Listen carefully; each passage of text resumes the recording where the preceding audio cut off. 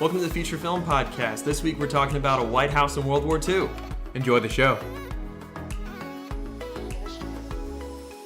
Hello, welcome to the first ever feature film podcast. My name is Ethan Snyder and I'm with Kyler Redding. And we are here to talk about a movie that we watched today. So in the intro I said we were talking about a White House, but we were really just talking about Casablanca. It was a really good film. I actually really enjoyed it. It starts out with the movie, like with the main character, Rick. He keeps to himself, but he is a man that like really knows how to do business, but he's very stone cold of a guy. Yeah, he's definitely a scoundrel kind of character. Mm-hmm. It surprised me, the ending especially, and we'll get to that. But when we were watching it, I just kept thinking, he really seems like a Han Solo type of guy from Star Wars. He seems like he really doesn't give a rip what people think. One thing that really interested me was people at the beginning and even throughout the movie, they kept saying, no one can oppress Rick. Mm-hmm. And then, someone partly impressed Rick. And then someone actually finally oppressed Rick enough to make Rick sit down and have a drink with him, Mm-hmm. Well, going off of what you said, he's a very stone cold, face of a guy. But the first time he ever smiled in the entire movie. It was actually part way through the movie. Yeah, he's a very serious gentleman. I'm trying to find it. It was when they were in the flashback. It was when they were in the flashback. Yeah, in Paris. So for those of you who don't know the movie Casablanca, it's a story, takes place in World War II, and Hitler has taken over. He's trying to conquer the world, just like actually happened in World War II. And everyone's trying to get to America, to freedom. And Rick is the guy to go to, apparently. Whenever you're traveling, you stop in Casablanca, which is in French Morocco. So part of the movie is spoken in French because it takes place in a French area. Which I really did appreciate because it let you more in on the culture and let you actually be more of because, whenever you watch a movie, it kind of takes you away from reality. Yeah. It kind of took me to Casablanca. Just the little things, like the culture and then the language that they spoke. Yeah. Throughout the entire movie. So I thought that was actually a pretty cool idea. Into that.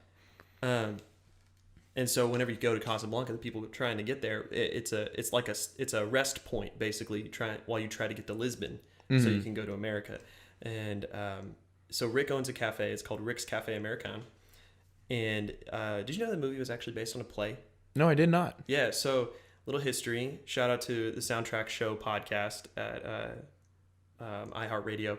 And that podcast they did on Casablanca did a really good job of explaining some of the history behind it. So a couple people actually wrote a play called Everybody Comes to Rick's. And if you paid attention, you probably missed it because you didn't know, but there's actually someone in the movie says a line that says everybody comes to Rick's. Oh, I did remember that. And then I remember you actually calling it out. Oh, did I? Yeah, you're like, but that's good. Yeah.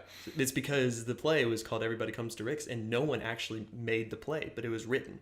Mm-hmm. No one produced it, but it got shopped around to the script got shopped around to different movie studios.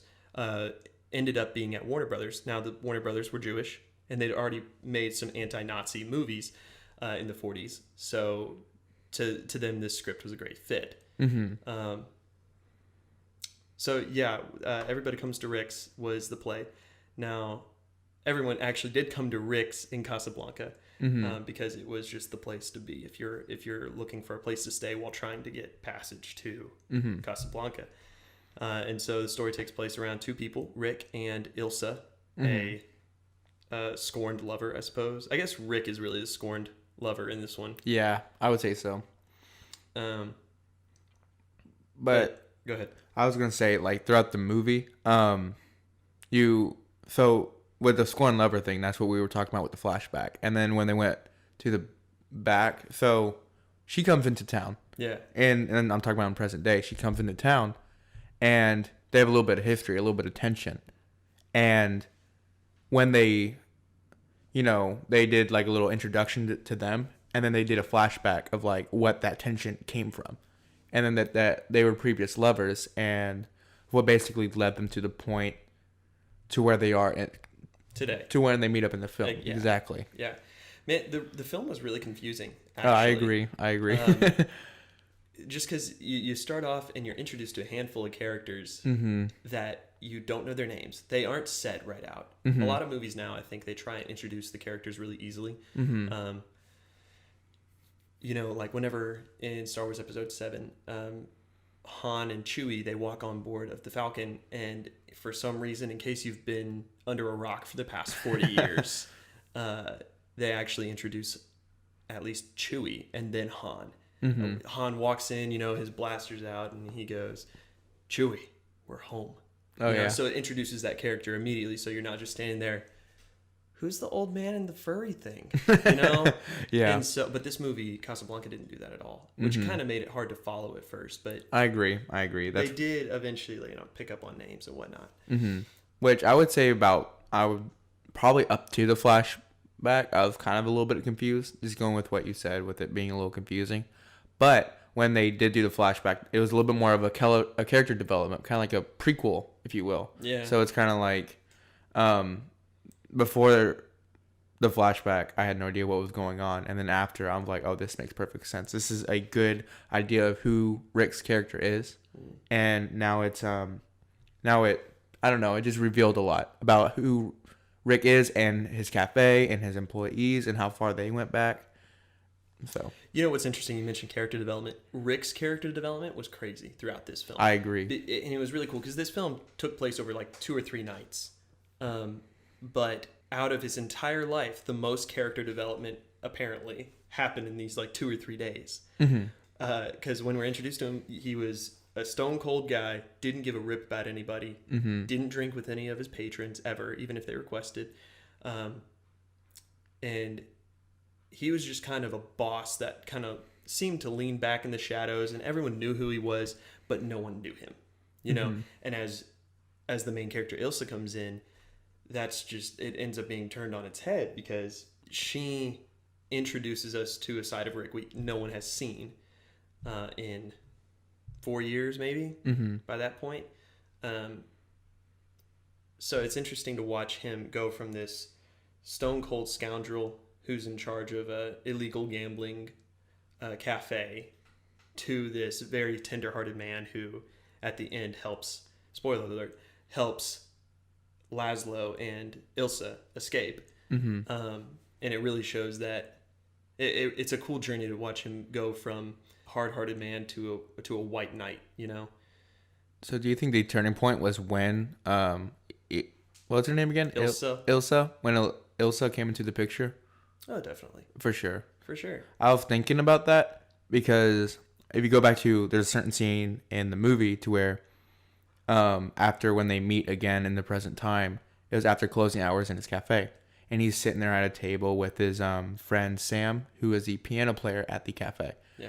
And you see how depressed and how angry he was, and he just wanted her back again. And then that's when it goes into the flashback. That's when it tells you everything. And then when it comes back to the flashback, there she is. She's there. Oh, yeah. And then it kind of like, I guess that is the turning point of almost the entire film because, but you get to, throughout the entire film, you actually see Rick in his emotional side. Because before, he was just a stone cold guy and he, expressionless. He was very distant. He was very, very, very distant. And throughout the film, he's almost ruled by his emotions after when she comes back. Because he's not willing to cooperate or anything like that. Air conditioning just kicked on. That's annoying. Mm-hmm.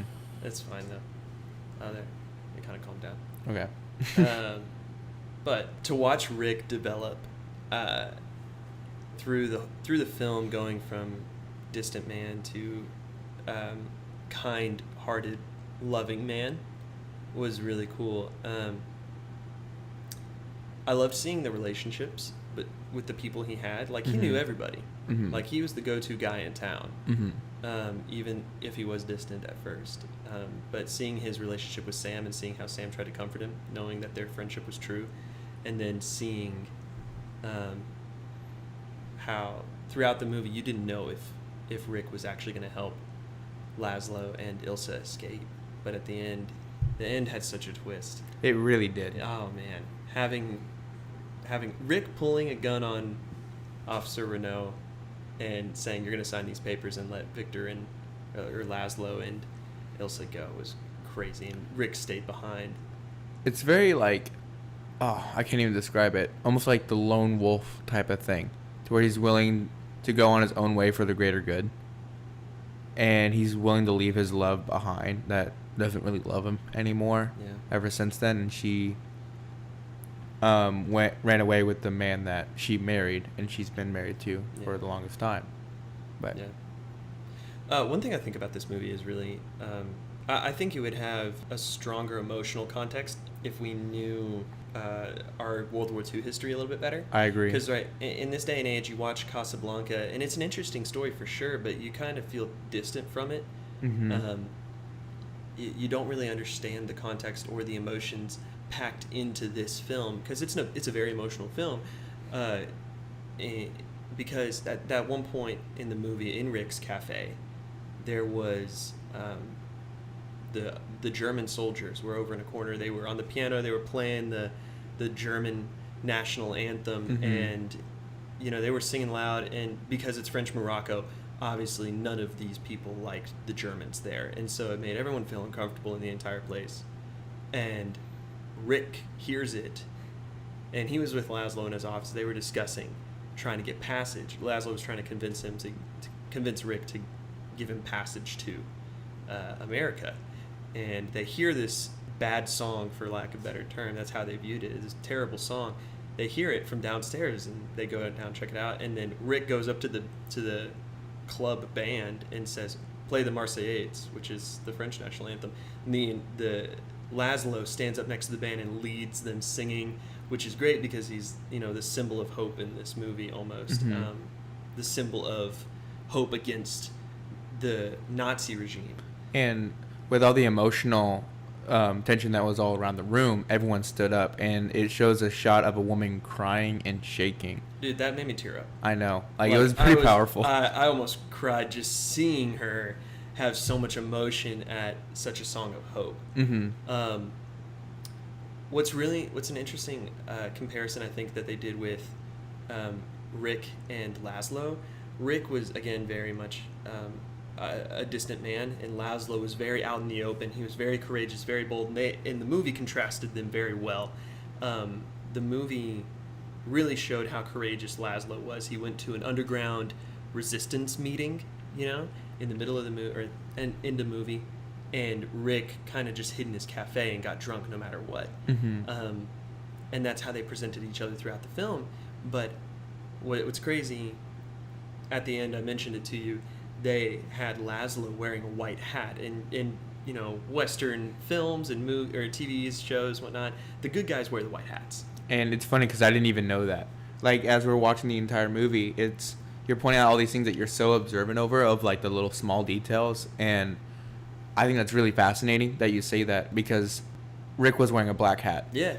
So it's like, what is Rick then? Yeah. Well, what's really interesting, what I was getting at was Laszlo, while he was very out there and very in the public eye as I am the good guy fighting for your freedom, Rick was the guy in the shadows fighting for a much smaller freedom. He was fighting for 3 people in a world war, basically. He was fighting for himself and for Laszlo and for Ilsa, and Laszlo was out there fighting for everyone else. And that's kind of how you see Rick change in the end. That's how he becomes a white knight. You see that change in him from distant and hard-hearted towards anyone and everyone to seeing him take up the cause of 2 people who are trying to change the world, and that's how he can help in the end. So how did the story overall, this story of a love affair and a world war, affect you? Affect me personally? Yeah, like what affected you the most? Well, I'm a sucker for dramas and chick flicks, Okay. Like sad love stories, blah, blah, blah, blah. Yeah. But I loved it. The reason why it affected like how I view like relationships like as a whole. It's like, should it be this way? should they be like in this crazy love interest where he loves the girl, but the girl's already married, and she, back and forth banter. It's like, should it be this way? And my mind was like, no, it shouldn't be this way. And that's why I think the ending was so good, is because when it really shouldn't be that way, Rick made the big man choice, and he, just like you were saying with the White Knight, and he had to choose for her. He had to choose the greater good. Yeah, even against his own desire, because he wanted to be with her. It's just, he knew, one, it shouldn't be that way, and two, it's going to be better if it's not that way. Yeah. And it was great to see that character change in him from doing what he wants to doing what's going to help others. But yeah, that's great. Go ahead. I was going to say, the thing with Laszlo, I feel like he only used Ilsa, but he didn't at the same time. To where it was the fact of like, I'm going to be married to you, but no one's going to know that I'm married to you. Oh, yeah. And I think that was one of the biggest problems, is because in the flashback, he was gone. Oh, yeah. He was out of the picture. Yep. And she felt alone. She felt sad. So, and then that's where Rick came into the picture, and that's when they were getting to know each other. Where were they? I think in Paris, right? Paris. Yeah, okay. When the Nazis invaded. Mm-hmm. Yeah. And seeing all that, and he was kind of okay with it. Like, okay, my wife kind of cheated on me. But Rick didn't know at the time. Well, I don't think Victor knew. Well, he knew after the fact, but I mean, how was Ilsa supposed to know? Oh, no. Well, what I'm saying is like, okay, I guess that makes sense, because throughout the entire movie, you hear not throughout the entire movie, just a couple of scenes. You heard that he had been shot and killed 5 times in 5 different places. Yeah. And I mean, we don't put that together till later, but I guess, yeah. So, I mean, it wasn't that Ilsa knowingly cheated on Victor. Mm-hmm. It was just Ilsa ended up falling in love with a man after she thought her husband had died. Yeah. Okay, that makes more sense to me now. Yeah, I don't think Victor used her at all. I think Victor truly loved her, but he was also a man devoted to the cause that he took up very much. But I guess, after the fact, when you hear that your wife kind of cheated on you, he was still like best friends with Rick. He was gracious. Yeah, like he really, really was. Mm-hmm. And I think that's a really good moral sense. Like that's why he was wearing the white hat. The white hat. Yeah. Again, he was very much the good guy in every respect. Mm-hmm. But it was interesting that he really wasn't the hero. Mm-hmm. Not to this movie. Mm-hmm. He was the good guy that everyone wanted. It makes me think of The Dark Knight. Okay. Where at the very end of The Dark Knight, Batman takes the blame for Harvey Dent's death. Spoiler alert if y'all haven't seen this movie. Actually, you just watched it the other day. So. Batman takes the blame for Harvey Dent's death, and he runs off, and the police chase him, and he becomes an outlaw. And it ends with this monologue from Commissioner Gordon, where he says, he's, I think, not the hero we needed, but the one we deserved, or something like that. And what was interesting was that the opposite was said about Harvey. It's the one we didn't deserve, but the one we needed. The one that we got, or something like that. Something like that. It was interesting that Batman was contrasted with Harvey, much like Rick was contrasted with Laszlo. Mm-hmm. So I'm kind of confused. Is Laszlo? He's Victor. It's Victor Laszlo. Okay. I just was referring to him as Laszlo. I thought so. Yeah. Okay. Sorry. No, it's just like you said. The movie was just kind of hard to follow. Yeah. Until about halfway, and it's like, it all just kind of clicks. Ties together. Yeah. Mm-hmm. Yeah. It is a great film. I really enjoyed it a lot. Mm-hmm. Way more than I thought I would, because I saw it as a kid, and then I was bored to death. It was such a slow movie for a kid. Yeah. But especially with the movie that it's kind of like that complex. Oh, absolutely. It's hard to follow. It's not a straightforward movie at all. Mm-hmm. But for me, I think how the story affected me the most, I think it was more, it was the way that they told this story of hope was really cool. The scene that hit me the hardest was definitely the singing in the club when all the patrons and the French soldiers overpowered the Nazis with the singing of the Marseillaise instead. It was a moving moment, definitely. But yeah, that's how it affected me. It was a good movie. Like, it honestly was. Yeah. I do want to point out one thing. Mm-hmm. I picked up on some stuff throughout the movie. Like, even you mentioned throughout the movie, like, oh, I've seen parodies of this. Oh, yeah. Like, it's a famous movie. There's tons of famous lines and whatnot, which we'll get into later. But one thing I noticed, and I must be a true movie and Star Wars geek if I noticed this, but it says the guy's wearing a Star Wars t-shirt. Right, and I mentioned this, the Force Awakens. This is a Force Awakens shirt. I wasn't even planning on that, but I must be a real movie and Star Wars nerd if I realized this. There was this moment in the film, spoiler alert, that a man dies. He gets shot. I think, or no, he doesn't die. What happens is he tries to get arrested. He was tried. Words. I'm going to try that again because words are hard. Mm-hmm. This man was going to be arrested, and he pulls a gun and shoots at a couple officers. I can't remember if they died, but the moment after, there was this gigantic commotion. Rick walks in onto the floor, and he looks around at everybody, says, "Go back to your drinks or go back to your business. You know, nothing to see here." He clears the floor of it, or he reassures everyone that it's just a distraction. Just move on. Enjoy your drinks. Mm-hmm. This is so weird that I picked up on this, but in episode 2 of Star Wars, there's this chase scene. And it ends up these two go into a club. And Obi-Wan goes to the bar for a drink. Anakin's looking for this person they've been chasing. And it's a really cool scene where the person, you see a close-up, they pull out their gun. It looks like they're walking behind Anakin. Turns out they were behind Obi-Wan the whole time. But Obi-Wan senses it, turns around, cuts off the person's hand with his lightsaber, and this girl, it was a girl, falls to the ground and hurt, and Anakin walks around the floor of the club a little bit and says, "Jedi business, go back to your drinks." Oh yeah. And they carry her out, and that's the end of it. And it was a direct rip-off from this movie, which is really cool. It shows how this movie has really reached a lot of people and really survived the time period it was made in. And the thing is about this movie, there's so much like references that you hear in modern day and that you would have no idea that they came from this movie. Yeah. So especially like the current generation, like I knew the most famous line probably of all the gin joints and all the towns in all the world, she had to walk into mine. I knew that was from Casablanca. Well, one that I didn't know was from it. What was it like?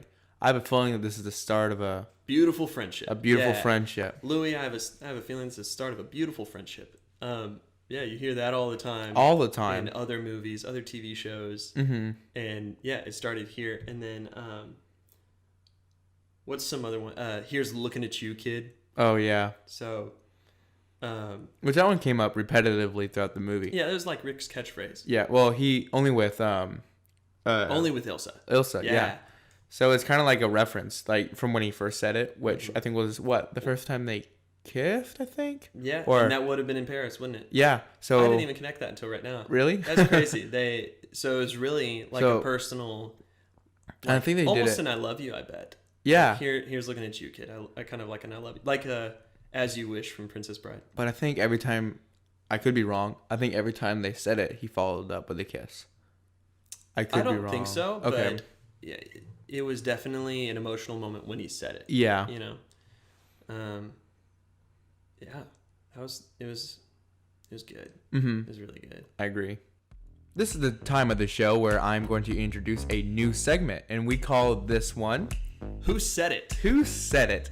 It is a quote from the film, and we are going to basically try to guess where it came from, who it came from, and what point of the movie did it come from. And so this isn't, will not be the quotes that we just named. It'll be smaller stuff, so it's going to be hard. Yeah. Right? Okay. It's going to be a game. Loser, it has to do something that to be announced later on. To be announced. Got it. Alrighty. So, do you know who said, "Yes, boss"? Yes, boss. Are we gonna guess Sam? Sam? No, actually. Who was it? You know it was such a small character, but it was a Oh, was it Sasha, the bartender? Yeah, the bartender. Oh, the Russian bartender. Yeah. That's funny. Yeah. Okay. What about you? The Germans have outlawed miracles. Oh, that one. I remember that one too. I was gonna write it down, but I was like, no. I think it was Ferrari, right? Yeah, it was Ferrari. Yes, sir. So we didn't mention Ferrari earlier, but he was the other He was the competing bar owner across the road, basically. To Rick's Cafe. Yeah. But yeah, Ferrari said the Germans have outlawed miracles. Because it's a reference to, like, you need a miracle to get out of here. Yes, exactly. And Germans outlawed that. Right. Yeah. Alrighty, so, something is on your mind. Why don't you give it? What? I missed that one. Oh, really? Is it Ilsa? No. No, who is it? It's Rick, the main man himself. Really? Yeah. Oh. When did he say it? I think he said it when he was saying it to Ilsa. Like, she was like one of those dramatic, look off in the distance thinking, and he was like, looks like something's on your mind. Why don't you just give it? And I thought it was really funny, so I'd write it down. Okay. But I like to think you killed a man. It's the romantic in me. Ah, who was that? I like to think you'd kill a man. It's the romantic in me. I want to say it is the officer. What's his name? Luis, I think? Louis, yeah. Yes! Officer, I'm 2 for 2. Yes, sir. Good job.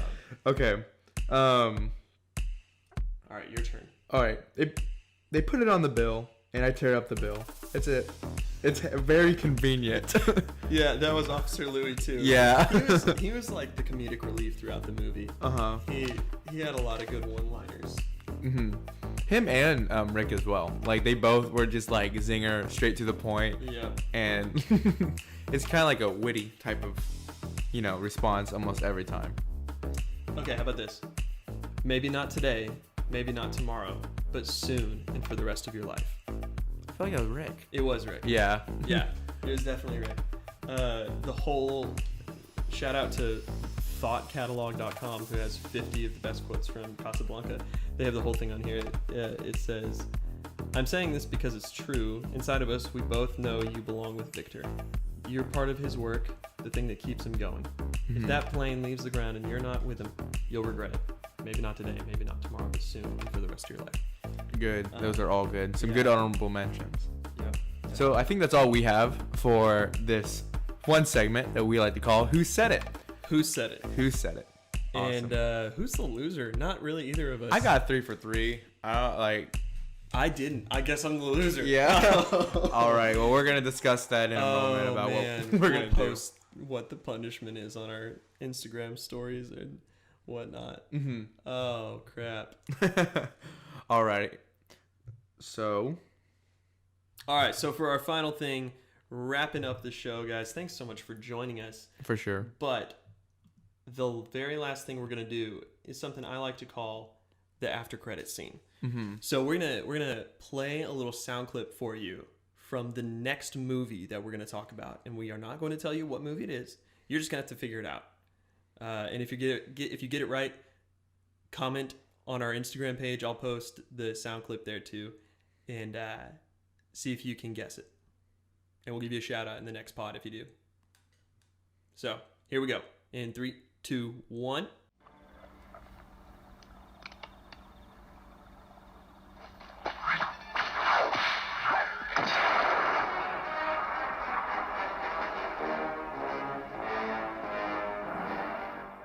There you go. See if you can figure it out. All right. Well, thank you guys so much for joining us, and we will see you next time. Hope you enjoyed the show. Roll credits.